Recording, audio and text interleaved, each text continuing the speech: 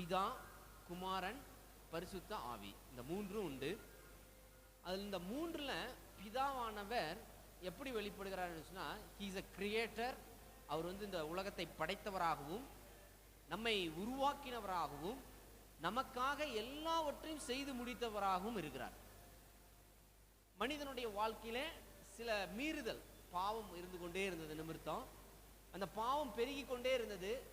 கர்த்தர் நியாயாதிபதிகளை அனுப்பினார். நியாயம் விசாரி, நீ இப்படி அப்படி செஞ்சேன்னு சொல்லி கடந்த வாரத்தில் சொன்ன நியாயாதிபதிகள். அதுக்கு பிறகு நியாயாதிபதிகள் இருந்தாங்க, அதை அவர்கள் ஏற்றுக்கொள்ளவே இல்லை, மக்கள் ஏற்றுக்கல. பிறகு ராஜாக்களை ஏற்படுத்தினார். மக்கள் தான் விரும்பி கேட்டாங்க, எங்களுக்கு ராஜா வேணும். எல்லா நாடுகளுக்கும் ராஜா இருக்காங்க, எங்க நாட்டுக்கு என்ன இல்லை, ராஜாக்கள் இல்லைன்னு இஸ்ரவேல் ஜனங்கள் கேட்டுக்கொண்டபடி கர்த்தர் தாவீதை கொடுத்தார், சவுலை கொடுத்தார். இப்படியாக சில ராஜாக்கள் வந்தாங்க. அதற்கு பிறகு அநேக ராஜாக்கள் உண்டு. சரி, அப்பையும் பார்க்கும்போது அவர்களிடத்தில் கீழ்ப்படியாமை, மீண்டும் அவங்களுக்குள்ள என்ன இருக்குது, பாவம் இருந்து கொண்டே இருக்குது. இந்த பாவத்தை நீக்கும்படியாக தேவகுமாரன் இந்த பூமியிலே கன்னியின் மரியாள் வயிற்றிலே கர்ப்பவதியாகி குழந்தையாய் பெற்றார். இயேசு கிறிஸ்து பிறந்த உடனே அவர் என்ன செய்தார், ஞானத்திலும் மனுஷ தயவிலும் அதிகமாக என்ன செய்தார், வளர்ந்தார். அவர் பேசும்போது ஆசாரியர்கள் கூட ஆச்சரியப்படும் அளவுக்கு என்ன செய்தது, அவருடைய பேசுகிற திறமை அல்லது பேசுகிற வார்த்தைகள் இருந்தது என்று சொல்லி பார்க்கிறோம். பிறகு நம்ம பார்ப்போம் என்று சொன்னால், அவர் ஞானஸ்தானம் பெறுகிறார். அப்பொழுது பரிசுத்த ஆவி அவர் மீது இறங்கினது.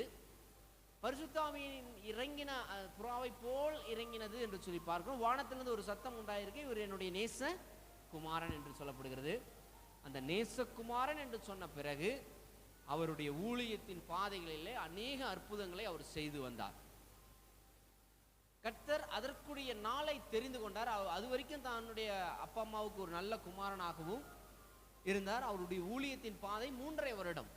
இந்த 3.5 வருடம் அற்புதமான ஊழியத்தை செய்து பிதாவின் சித்தத்தை நிறைவேற்றுகிறார்.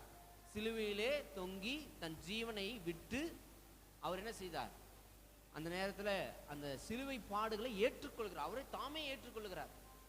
இந்த இடத்துல பார்ப்போம்னா சார், ஏரோது சொல்றாரு, எப்படியாவது உன்னை நான் விடுதலை பண்ணிடுறேன், நான் விடுதலை பண்றதுக்கு உனக்கு சித்தமா அப்படின்னு கேட்கிறாரு.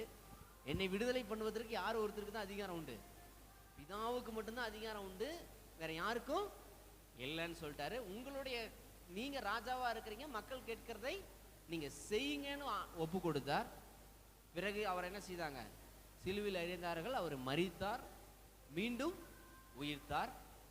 உயிர்த்து அவர் என்ன செய்தார், பல நாட்கள் உயிரோடு கூட அவர் அங்கே என்ன செய்தார், கடந்து மனிதர்களோடு கூட இருந்தார் என்று சொல்லி பார்க்கிறோம். அதில் குறிப்பாக ஒரு சம்பவம் அப்போஸ்தலர் ஆகிய புஸ்தகத்தில் காணப்படுகிறது.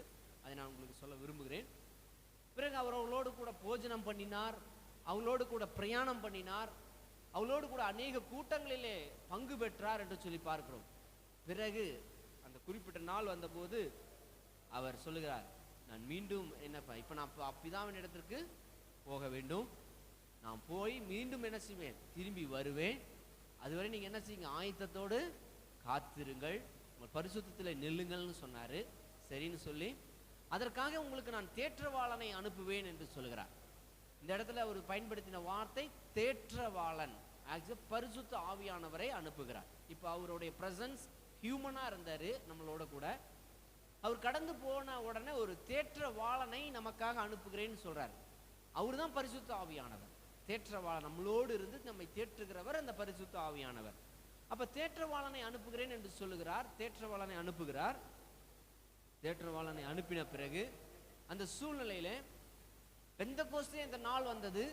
அவர்கள் எல்லாம் ஒருமித்து ஒரு இடத்தில் கூடி வந்தார்கள். அப்போஸ்தலனாகிய பவுல் எழுதுகிற இந்த இடத்துல பார்ப்போம் என்று சொன்னால், பெந்தெகோஸ்தே இந்த நாள் வந்த போது அங்கே எல்லாரும் ஒருமனப்பட்டு கூடியிருந்தார்கள். அப்பொழுது பரிசுத்த ஆவியானவர் அக்னி போல என்ன செய்தார், ஒவ்வொருவரையும் நிரப்பினார். அவர்கள் அந்நிய பாஷைகளை பேசினார்கள், நவமான பாஷைகளை பேசினார்கள் என்று சொல்லி பார்க்கிறோம். அப்ப இந்த சூழ்நிலைகளை ஏன் நான் சொல்லுங்க, 3 கேட்டகரி. ஃபர்ஸ்ட் கேட்டகரி கிரியேஷன் சொன்னேன், அவர் படைப்பின் கேட்டகரியில் இருக்காரு. 2வதான கேட்டகரி அவர் என்ன செய்கிறார், குமாரனாக இங்கே வருகிறார் என்று சொல்கிறோம். 3வது பரிசுத்த ஆவியானவர், அவர் தன் தேற்றவாளனை நமக்காக அனுப்புகிறேன் என்பது பரிசுத்த ஆவியானவர். பரிசுத்த ஆவியானவரை நிரப்பினார் என்று சொல்லி பார்க்கும்போது தேவன் அவர்களையும் நிரப்பினார். இப்ப 2 பிதா, குமாரன், பரிசுத்த ஆவி 3 ஆயிற்று. இப்ப நமக்கு நாம எதை குறித்து தெரிந்து கொள்ளணும்னா, இப்ப இங்க நான் டைட்டஸ் தான், நான் ஒரே ஒரு மனுஷன் தான். ஆனா நான் எப்படி விளங்குறேன்னு சொல்றேன் உங்களுக்கு புரியுற மாதிரி. நான் வந்து என் ஒய்ஃபுக்கு ஒரு கணவனா இருக்கிறேன், என்ன கணவர்னு கூப்பிடுவாங்க. என் பொண்ணு என்ன செய்யும், அப்பான்னு கூப்பிடுவாங்க. என்னுடைய அப்பா அம்மா என்ன செய்யும், மகனேன்னு கூப்பிடுவாங்க. ஸோ நான் ஒரு பர்சன் தான், ஆனா ஒவ்வொருவருக்கும் நான் வித்தியாசமான தோற்றத்திலும் வித்தியாசமான காரியங்களும் நான் நிற்கிறேன். என் ஒய்ஃபுக்கு நல்ல ஒரு கணவராக இருக்கிறேன், என்னுடைய குழந்தைக்கு நான் ஒரு அப்பாவாக இருக்கேன், எங்கள் பெற்றோருக்கு நான் ஒரு பிள்ளையாக இருக்கிறேன். 3 கேட்டகரி. ஸோ ஒரு மனிதன் 3ஆக என்ன செய்ய, 3 பேர்த்துக்கு, இப்போ எங்கள் அப்பா அம்மாவுக்கு செய்ய வேண்டிய கடமைகள் நான் செய்ய வேண்டும், ஒரு கணவனாக்கு மனைவிக்கு செய்ய வேண்டிய கடமைகளை நான் செய்ய வேண்டும், ஒரு குழந்தைக்கு நான் செய்ய வேண்டிய கடமைகளை செய்ய வேண்டும். It's 3 category. ஸோ ஆண்டவராக இயேசு கிறிஸ்துவும் அவ்வப்போது பிதாவாக வெளிப்பட்டார், குமாரனாக வெளிப்பட்டார், பரிசுத்த ஆவியானவராக வெளிப்படுகிறார். ஆகவே இந்த 3ம் ஒன்றாய் இருக்கிறது. It's not a different categories, அதில் எந்த ஒரு மாற்றம் இல்லை. ஆனால் சில இடங்களிலே வித்தியாசப்படுகிறதை நாம் பார்க்க முடியும். ஆண்டவர் சொல்ல, நான் உள்ளங்கையிலே வரைந்து வைத்து இருக்கிறேன்னு சொல்றாரு. அப்ப பரிசுத்த ஆவியானவர் நம்மளை எப்படி வரைஞ்சு வச்சிருப்பார் நம்ம நினைக்கலாம். இல்லை, இது எதுக்காக நான் சொல்லுவேன்னா, அவர் நம்மை உள்ளங்கையிலே வரைந்திருக்கிறார்னா ஆஸ் அ பிதாவானவருடைய இடத்துல இருந்துக்கும். நான் பிதாவின் வலது பரிசத்தில் வீற்றிருக்கிறேன் என்று சொல்லுகிறார். He is a one, only one. அவர் நிறைய இடங்கள்ல தேவைக்கு தகுந்த போது அந்த இடத்துல என்ன செய்யறாரு, தன்னை வெளிப்படுத்துகிறார் என்று சொல்லி பார்க்கிறோம். சரி, அப்போஸ்தலனாகிய பவுல் வாசிப்போம். அப்போஸ்தலர் 1ஆம் அதிகாரம்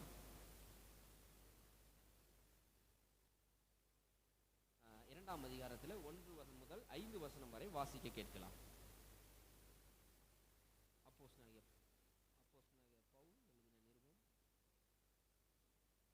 1ஆம் அதிகாரம் முதல் 2ஆம் அதிகாரம் 1ஆம் வசனம் முதல் 5வது வசனம் வரை வாசிக்க கேட்கிறோம்.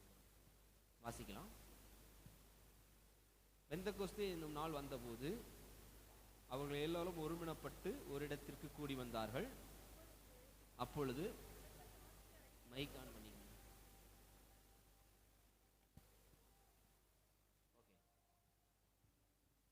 வாசிக்கலாம். அப்பொழுது பலத்த காற்று அடிக்கிற முழக்கம் போல வானத்திலிருந்து சடிதியாய் ஒரு முழக்கம் உண்டாகி அவர்கள் உட்கார்ந்திருந்த வீடு முழுவதும் நிரப்பிற்று. அல்லாமலும் அக்னிமயமான நாவுகளைப் போல பிரிந்திருக்கும் நாவுகள் அவர்களுக்கு காணப்பட்டு அவர்கள் ஒவ்வொருவர் மேலும் வந்து அமர்ந்தது. அவர்கள் எல்லோரும் பரிசுத்த ஆவியினாலே நிரப்பப்பட்டு ஆவியானவர் தங்களுக்கு தந்தருளின வரத்தின்படியே வெவ்வேறு பாஷைகளிலே பேசத் தொடங்கினார்கள். வெவ்வேறு பாஷைகளை பேசத் தொடங்குகிறார்கள்.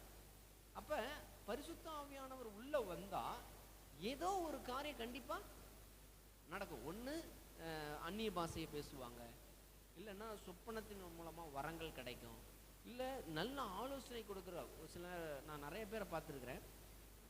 அப்படியே ப்ரேயர் பண்ணிட்டு சிலருக்குலாம் ஆலோசனை கொடுப்பாங்க, பர்ஃபெக்ஷனாலாம் இருக்கும். அப்படியே ஜபத்தில் பரிசுத்த ஆவியானவருடைய கைடன்ஸ் மூலமா.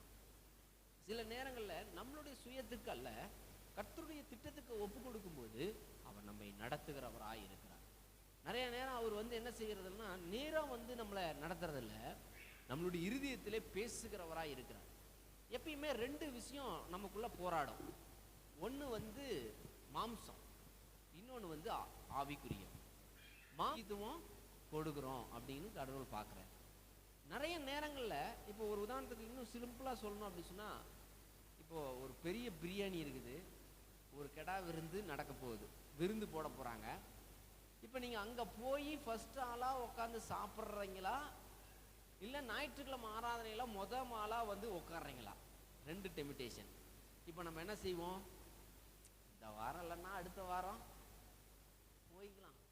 ஆனால் பிரியாணி இன்னைக்கு விட்டா நாளைக்கு கிடைக்காது. அதுதான், அது ஒரு வகையான இச்சை. அதுக்கு நம்ம இம்பார்ட்டன்ட் கொடுக்கும்போது த ரைட் திங்ஸை நம்ம என்ன செய்ய முடியாது, பெற்றுக்கொள்ள முடியாது. சரி, ஓகே. இங்கே நான் நான் இந்த வசனத்துல இதை தான் நான் சொல்ல விரும்பினேன். அவர்களுக்கு 2 வரம் இருந்தது. ஒன்று பரிசுத்த ஆவியை பெற்றுக்கொண்டார்கள். அதன் அவங்க போய் கிரியை செய்ததன் அடிப்படையில் அவர்கள் என்ன செஞ்சாங்க? அந்நிய பாஷைகளை பேசினார்கள். இப்ப வரம் என்பது நிறைய இருக்கு. வரங்களை குறித்து பேசினா நிறைய நம்ம சொல்ல முடியும். தீர்க்க தரிசன வரங்கள் இருக்குது, அப்போஸ்தல ஊழியங்கள் இருக்குது, சுவிசேஷ ஊழியங்கள் உண்டு, இன்னும் நிறைய வரங்கள் உண்டு ஊழியங்களிலே. ஒருவேளை அந்நிய பாஷை பேசுறவங்க எல்லாருமே இன்னொரு வசனத்துல சொல்லப்பட்டிருக்கு, அவங்க வியாக்கானம் பண்ண வேண்டும். அப்படி வியாக்கானம் பண்ணலன்னா பேசாம சும்மா படிச்சிருக்கீங்களா? பேசாம கம்முன்னு இரு, சும்மா அலப்பாத, சும்மா என்ன பண்ற, சும்மா பேசிட்டு போயிடக்கூடாது. அந்நிய பாஷைன்னு பேசினாவே அதுக்கு அர்த்தத்தை சொல்ல வேண்டும். இல்லைன்னா என்ன செய்யக்கூடாது? பேசவே கூடாது, அமைதியா இருக்கணும்னு சொல்லி வேதம் சொல்லுங்க. அப்ப பரிசுத்த ஆவியினுடைய ஆளுகை, இயேசு கிறிஸ்துவை ஏற்றுக்கொண்ட உடனே அந்த பரிசுத்த ஆவியின் ஆளுகை ஒவ்வொரு மனிதனும் பெற்றுக்கொள்ளுகிறார். அதுல அனுபவத்தை பெற்றுக்கொள்ள முடியும். இப்ப நீங்க என்ன கேட்கலாம்னா, ஆண்டவரே உங்களுடைய அனுபவத்தை இன்னும் நான் அதிகமா பெறணும். இப்ப இந்த பாப்பா கூட இருந்தீங்கன்னா தெரியும், இப்பதான் எந்திரிச்சு நடக்குது, இப்பதான் ஓடுது. அப்ப இந்த பாப்பாவோட இருந்தா இது என்னென்ன ஆக்டிவிட்டி பண்ணும், எப்பெல்லாம் சிரிக்கும், எப்பெல்லாம் அழுகும், எப்பெல்லாம் என்ன பண்ணணும்னு நமக்கு தெரியும். இதே நம்ம திடீர்னு போனா யாருக்கிட்டையும் அந்த பாப்பா என்ன செஞ்சிடாது, போகாது. அதேதான் பரிசுத்த ஆவியானவரும். அவரோட ஐக்கியமும் சிநேகமும் நம்மோடு கூட இருக்கும் என்று சொன்னால் அவர் நம்மை நடத்துகிறவராக இருப்பார். லீடிங்ல தான் போவோம். ஆனா நம்ம நினைச்சுக்கோம் ஆண்டவர் நம்ம நடத்தி இருக்கிறார் அப்படின்னு நம்ம நினைப்போம். ஆனா மாம்சத்தின் சிந்தையில தான் நம்ம போயிருப்போம். சரி, 22வது வசனத்தை எடுத்து நாம் வாசிக்கலாம். யோவான்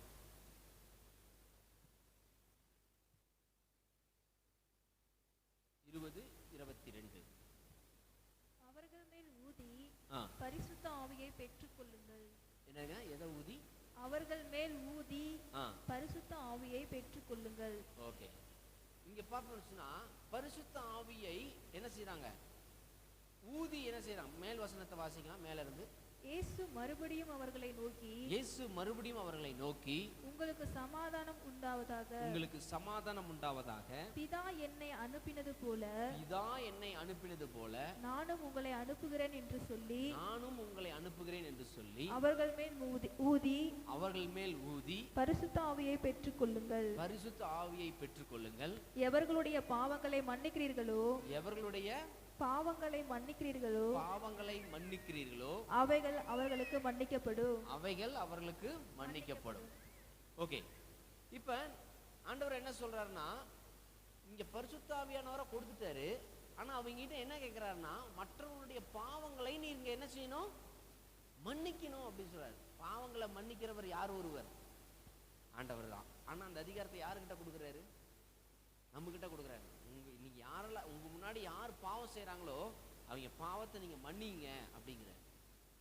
பாவி என்று சொல்லி ஒருவரையும் என்ன செய்யாதீங்க, தள்ளாதீங்க அப்படின்னு சொல்றாரு. காரணம் என்னன்னா, அந்த நாள்ல இவங்களுக்கு போய் செய்யக்கூடாது, அவங்களுக்கு செய்யக்கூடாதுன்றது அந்த உணர்வு அவர்களுக்குள் இருந்தது.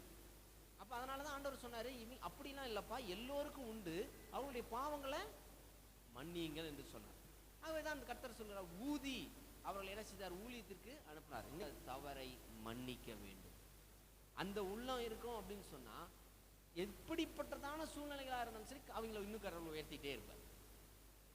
நிறைய பேர் பார்த்தீங்கன்னா நிறைய பரிசுத்தவான்கள்னு சொல்லுவாங்க, ஆனா அவங்களுக்குள்ள மன்னிக்கக்கூடிய மனப்பக்குவம் இருக்க. நான் குறை சொல்லவில்லை, நீங்கள் புரிந்து கொள்வதற்காக சொல்லுகிறேன். ஆகவே நமக்குள்ள இருக்க மன்னிக்கக்கூடிய தன்மையை நாம் அதிகப்படுத்தி கொண்டோம் என்று சொன்னால் இன்னும் கர்த்தர் மென்மேலும் உயர்த்துகிறார்கள். இப்ப நான் 7 காரியங்கள் பரிசுத்த ஆவியானவர் நமக்குள்ள எப்படி இருக்கிறாரு, நாம் அவரை எப்படி பெற்றுக்கொள்ள முடியும் என்று சொல்லி நான் கடந்து போக விரும்புகிறேன். அதுல முதலாவது காரியம் வாசிக்கலாம். அப்போஸ்தலர் 1:4 வாசிக்கலாம்.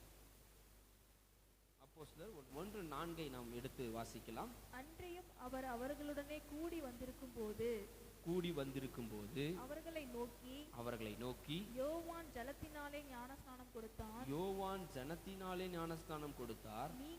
நீங்கள் சில நாளுக்குள்ளே, எத்தனை நாளுக்குள்ள? சில நாளுக்குள்ளே பரிசுத்த ஆவியினாலே ஞானஸ்நானம் பெறுவீர்கள். ஓகே, இவர் எப்ப சொல்றாருன்னா புறப்பட்டு போறதுக்கு முன்னாடி சொல்றாரு. யோவான் என்ன பண்றாரு? ஜலத்தினால, ஒரு சிலர் இதை எடுத்துக்கிட்டு என்ன பண்றாங்க, ஜலத்தினால ஞானஸ்நானம் தேவையே இல்லை, ஆவியினால ஞானஸ்தானம் பெற்றுக்கிட்டா போதும் அப்படின்னு சொல்றவங்க இருக்கிறாங்க. சிலர் ஞானஸ்தானம் எடுத்தா போதுங்கிறாங்க. இதை நான் சொல்லலை, இரண்டும் அவசியம். ஃபர்ஸ்ட் என்ன சொல்றாரு, அன்றியும் அவர்கள் என்ன பண்றாரு, ஜனத்தினாலே ஞானஸ்தானம் கொடுத்தார். சில நாளிலே, ஒருவேளை ஞானஸ்தானம் எடுத்ததுக்கு பிறகு சில நாளிலே அவர் என்ன செய்யறார், நம்மோடு கூட பேசுகிறவராய் இருக்கிறார், அவர் நம்மை நடத்துகிறவராய் இருக்கிறார். அதை தான் இங்கே வேதம் சொல்லுகிறது. ஆகவே நம்மளுடைய வாழ்க்கையிலே அங்கே பார்த்தோம்னா இருதயம் ஒரு மனம் அவசியமாக இருக்கிறது. இங்கே சில நாளிலே அப்படின்னு இங்கே பார்த்தோம்னா அதுதான் இங்கே என்ன சொன்னால் 8ஆம் அதிகாரத்தில் 8வது வசனத்தில் 2ஆம் அதிகாரம் 8வது வசனத்தில் நாம் பார்க்கணும்னா சொல்லப்பட்டிருக்குது, அவங்க ஒருமனப்பட்டு கூடி வந்தார்கள், அங்கே என்ன செய்தது, கர்த்தர் ஒரு அற்புதத்தை செய்தார் என்று சொல்லி பார்க்கிறோம். அப்போ நம்மளுடைய வாழ்க்கையிலும் ஒரு மனமாய் ஆயத்தப்பட வேண்டும். நிறைய நேரங்களில் ஒரு மனங்கிறது குடும்பத்துக்குள்ள இருக்காது, சபைகளில் இருக்காது, ஒருவேளை ஒரு தொழில் செய்கிற இடங்கள்ல இருக்காது. அதை விட ரொம்ப கொடுமை என்னன்னா சபையில இல்லை அப்படிங்கிறது தான் மிகப்பெரிய கொடுமை. பாஸ்டர் ஒன்று சொல்வாரு, விசுவாசியும் ஒன்று செய்வாங்க. இதயம் ஒரு நிலைப்பட வேண்டும். ஆண்டவருக்கும் நமக்கும் ஐக்கியம் இருந்து கொண்டே இருக்கணும். ஃபர்ஸ்ட் திங்ஸ், அந்த ஐக்கியம் இருந்து கொண்டே இருக்கும்போது அந்த பரிசுத்த ஆவியானவருடைய லீடை நம்ம பெற்றுக்கொள்ளணும். இதுதான் முதலாவது காரியம். இரண்டாவது காரியத்தை உங்களோடு கூட நான் பகிர்ந்து கொள்ள விரும்புகிறேன். வாசிப்போம். அப்போஸ்தலர் 5:32 வசனங்களை எடுத்தவர்கள் வாசிக்கலாம். 5:32. இந்த சங்கதிகளை குறித்து நாங்கள் அவருக்கு சாட்சிகளாய் இருக்கிறோம். தேவன் தமக்கு கீழ்ப்படுகிறவர்களுக்கு தந்தருளின பரிசுத்த ஆவியும் சாட்சி என்றார்கள். இங்க பாருங்க, ரெண்டாவதுக்கு பார்த்தோம். ஃபர்ஸ்ட் இருதயம் ஒருநிலைப்படணும். அடுத்தது என்ன பண்ணணும், இப்ப ரெண்டாவதா சொல்ற காரியம் என்ன சொல்றாரு, அவருக்கு கீழ்ப்படியணும், ஒபீடியன்ஸ். இப்ப யாருக்கெல்லாம் கர்த்தர் வரம் கொடுக்கிறாருன்னா, யாரெல்லாம் உண்மையா இருக்கிறாங்க, ரைட்டஸ், கரெக்டா கீழ்ப்படுகிறவங்க கையில தான் கொடுப்பாங்க. இப்ப அந்த பாப்பாவுக்கு அந்த மைக்கு ஹேண்டில் பண்ண தெரியும்னா தான் நம்ம அந்த பொண்ணு கையில கொடுப்போம், கரெக்டு தானே? இல்லைன்னா கண்டிப்பா என்ன செய்ய மாட்டோம், கொடுக்க மாட்டோம். இப்ப அப்படி இருக்கக்கூடிய சூழ்நிலையில தான் கர்த்தர் நாம சொல்றத கீழ்ப்படிஞ்சோம் அப்படின்னா அடுத்ததா அவர் நமக்கு கிஃப்டை கொடுக்க போறார். அப்ப நம்ம கிட்ட என்ன வேணும், அடுத்ததா செகண்டரி கீழ்ப்படிதல் நமக்கு அவசியம். அது பரிசுத்த ஆவியை பெற்றுக்கொள்வதற்கு மிக அவசியம், அவருடைய கீழ்ப்படிதல். இந்த சில வசனங்கள் இருக்கு, ஒரே வசனத்தை கூட வாசிக்க விரும்புகிறேன். லூக்கா எழுதின சுவிசேஷம் 7ஆம் அதிகாரம் 30வது வசனத்தை நம்ம எடுத்து வாசிக்கலாம். லூக்கா 7:30. பரிசேயரும் நியாயசாஸ்திரிகளுமோ அவனாலே ஞானஸ்நானம் பெறாமல் தங்களுக்கு கேடு உண்டாக தேவனுடைய ஆலோசனையை தள்ளிவிட்டார்கள். இங்க பாருங்க, அங்க போய் ஞானஸ்நானம் பெற்றுக்கொள்ளாம அவர் சொல்ற ஆலோசனை அவங்க என்ன பண்ணாங்க, அலட்சியமா தள்ளிட்டாங்க. இதெல்லாம் தேவையில்லைப்பா அப்படின்னு சொன்னாங்க. ஆகவே நம்ம இடத்துல சில அலட்சியமான காரியங்கள் இருந்தாலும் நம்ம என்ன செய்ய முடியாதுங்க, பரிசுத்த ஆவியானவரை பெற்றுக்கொள்ள முடியாது. குறிப்பா ஒரு சில விஷயத்த சொல்லிடுறேன். ஒருவேளை ஆண்டவருக்கு நேரம் கொடுக்கறதுல அலட்சியம். அப்படி இருக்க சகோதரரே, நீங்கள் உங்கள் சரீரங்களை பரிசுத்தமும் தேவனுக்கு பிரியமான ஜீவ பலியாக ஒப்பு கொடுக்க வேண்டும் என்று தேவனுடைய இரக்கங்களை முன்னிட்டு உங்களை வேண்டிக் கொள்ளுகிறேன். இதுவே நீங்கள் செய்யத்தக்க புத்தியுள்ள ஆராதனை. நீங்கள் இந்த பிரபஞ்சத்திற்கு ஒத்த வேஷம் தெரியாமல் தேவனுடைய நன்மையும் பிரியமும் பரிபூரணமான சித்தம் என்னதென்று பகுத்தறியத்தக்கதாக உங்கள் மனம் புதிதாகிறதுனாலே மறுரூபமாகுங்கள். இங்க பார்க்கணும்னா மறுரூபமாக்கப்படுதல். It's a பிரதிஷ்ட். நம்ம என்ன செய்வோம், பிரதிஷ்டு பண்றாங்கன்னு சொல்லுவோம். குழந்தைய பிரதிஷ்டு பண்றோம், வீட்டை பிரதிஷ்டு பண்றோம், எல்லாத்தையும் பிரதிஷ்டு பண்றோம். நம்ம முதல்ல நம்மளை பிரதிஷ்டு பண்ணணும். நம்மள்ட்ட இருக்கிற தீய காரியங்களை கலைத்து ஆண்டவருடைய சமூகத்தில் விட்டு நம்ம அவருக்கு முன்னே நிற்கும்போது அவர் நம்மை முழுமையாய் மாற்றுகிறார். நிறைய பேர் வெளி தோற்றத்துல பயங்கரமா இருப்பாங்க, வெள்ளையா போட்டுக்கிட்டு வெள்ளை ட்ரெஸ்ஸை போட்டு அப்படியே பர்ஃபெக்டா இருப்பாங்க. ஆனா உள்ள பார்த்தோம்னா எவங்கிட்ட என்ன பண்ணலாம், என்ன செய்யலாம், எப்படி வஞ்சிக்கலாம், எப்படி ஏமாற்றலாம் அப்படிங்கிற எண்ணம் அவங்களுக்குள்ள அதிகமா இருக்கு. நேரம்லானாலும் நான் சீக்கிரம் சொல்லி கடந்து போக விரும்புகிறேன். அப்ப நம்மை நாம் பிரதிஷ்டை செய்ய வேண்டும், ஆண்டவர் சமூகத்தில் முற்றிலும் அர்ப்பணிக்க வேண்டும், அவர் நமக்குள்ளே இருக்க வேண்டும். அப்படி இருந்தால் கர்த்தர் சொல்கிற அந்த மூன்றாவது காரியம் அவர் நமக்குள்ளே என்ன செய்கிறார், வாசம் பண்ணுகிறார். அடுத்த நான்காவது காரியம் வாசிக்கலாம். வெளிப்படுத்தின சுவிசேஷம் வெளிப்படுத்தின புஸ்தகம் 21ஆம் அதிகாரம் 6வது வசனத்தை எடுத்து நாம் வாசிக்கலாம். 21:6. அன்றியும் அவர் என்னை நோக்கி அவர் என்னை நோக்கி, ஆயிற்று, நான் அல்பாவும் நான் அன்பாகவும் ஒமேகாவும் ஆதியும் அந்தவுமாய் இருக்கிறேன். தாகமாய் இருக்கிறவனுக்கு நான் ஜீவ தண்ணீர் ஊற்றில் இலவசமாய் கொடுப்பேன். எப்படி கொடுக்கிறாரா? இலவசமாய். அப்படி ஒன்று கிடையவே யார் தாகமாய் இருக்கிறார்கள், வாஞ்சியா யார் இருக்கிறாங்களோ அவங்க மேல என்ன செய்யறாரு? ஊற்றுகிறேன் என்று சொல்றார். நமக்குள்ள அந்த அந்த அதை பெற்றுக்கிட்டோங்கிறதுக்கு சிலருக்கு தெரியவே தெரியாது. அவர் நம்ம கிட்ட பரிசுத்த ஆவியானவரை ஊற்றிட்டார் அப்படிங்கிறத நீங்க முழங்கால் படிட்டு ஆண்டவரை நோக்கி பார்த்து கண்ணை மூடி ஜெபித்து பாருங்க.